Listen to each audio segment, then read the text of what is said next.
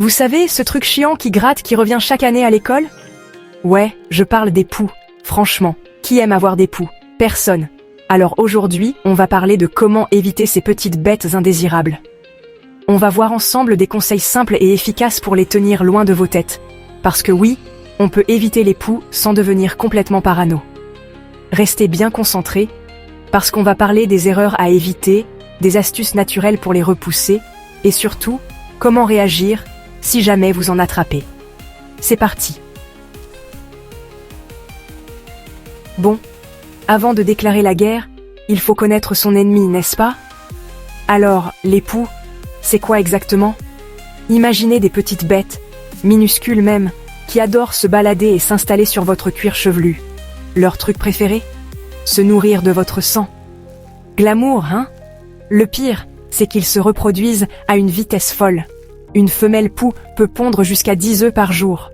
Ces œufs, appelés lentes, sont minuscules et transparents, collés aux cheveux près du cuir chevelu. Autant dire qu'ils sont presque invisibles. Et comment ces charmantes bestioles se transmettent-elles? Contrairement à ce qu'on pourrait croire, elles ne sautent pas d'une tête à l'autre comme des puces. Non, elles rampent.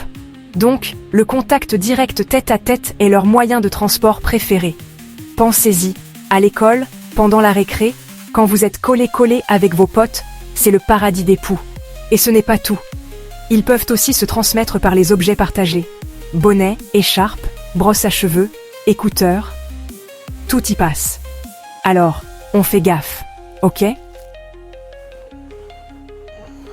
Maintenant que vous savez à qui vous avez affaire, il est temps de passer à l'action.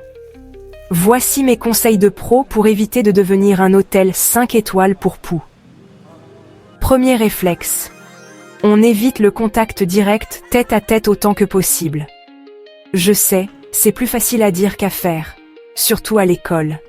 Mais essayez de faire attention, surtout pendant les jeux ou les activités sportives. Deuxièmement, on ne partage pas ses affaires personnelles. Et je dis bien rien. Peigne, brosse, bonnet, écharpe, casque audio, oreiller. Gardez tout ça pour vous. C'est votre kit de survie anti-poux. Troisième conseil, surtout pour les filles et les garçons aux cheveux longs, attachez vos cheveux. Tresse, queue de cheval bien serrée, chignon. Plus c'est attaché, moins les poux auront de chances de s'installer. Ensuite, la prévention, c'est la clé. Inspectez régulièrement le cuir chevelu de vos enfants, une fois par semaine, c'est parfait. Utilisez un peigne fin spécial poux. Il en existe même avec une lumière intégrée pour mieux les repérer. Et pour les éloigner naturellement, il existe des huiles essentielles répulsives comme la lavande ou le titri. Mélangez quelques gouttes dans un spray avec de l'eau et vaporisez légèrement sur les cheveux avant d'aller à l'école. Ça sent bon et ça les repousse. Chapitre 3. Alerte poux, que faire en cas d'invasion? Malgré toutes les précautions, il arrive qu'un camarade de classe nous refasse le coup de la contamination. Pas de panique, on respire un bon coup et on agit vite. Première chose à faire, on vérifie immédiatement les cheveux de toute la famille. Et je dis bien toute la famille, parce que les poux, c'est comme les chips. Quand on commence, on ne peut plus s'arrêter. Si vous trouvez des poux, il faut traiter rapidement avec un produit anti-poux adapté.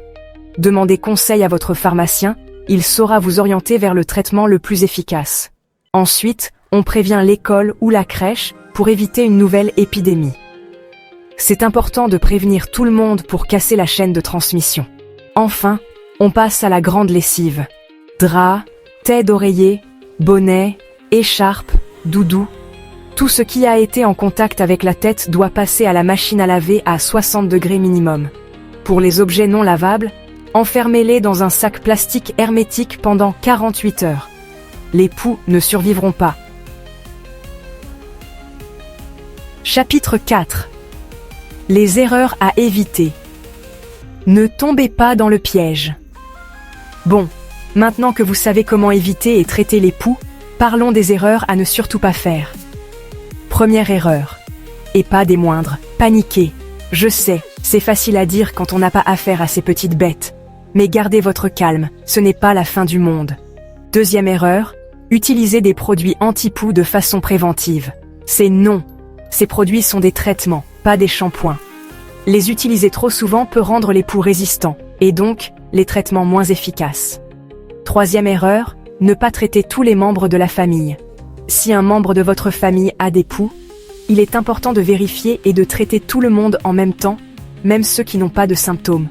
Et enfin, dernière erreur, et pas des moindres, ne pas prévenir l'entourage.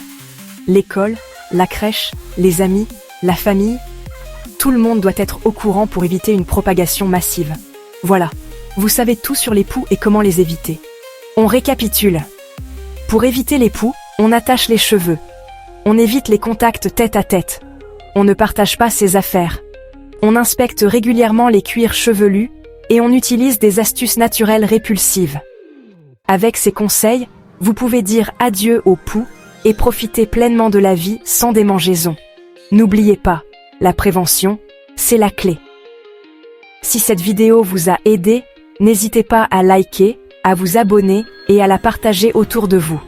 Et surtout, prenez soin de vos petites têtes. Ciao!